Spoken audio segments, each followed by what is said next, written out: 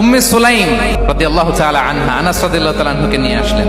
নবী হে, আপনি এসেছেন, আমরা যে এত খুশি মদিনাবাসী, সবাই দেখে আপনার হাতে কিছু না কিছু হাদিয়া দেয়। আমি কি দিব? কিছু দেয়ার নাই, কিছু দেয়ার নাই।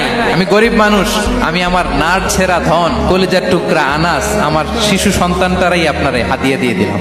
ওয়াই দিমুকা আনাস।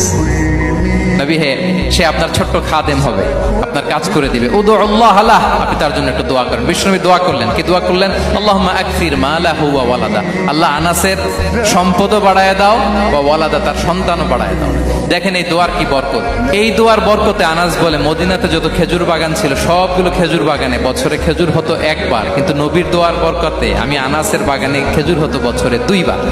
আর ওনার সর্বসাকুল্যে ছেলে মেয়ে ছিল, কোনো বর্ণনায় 78 জন, কোনো বর্ণনায় 80 জন।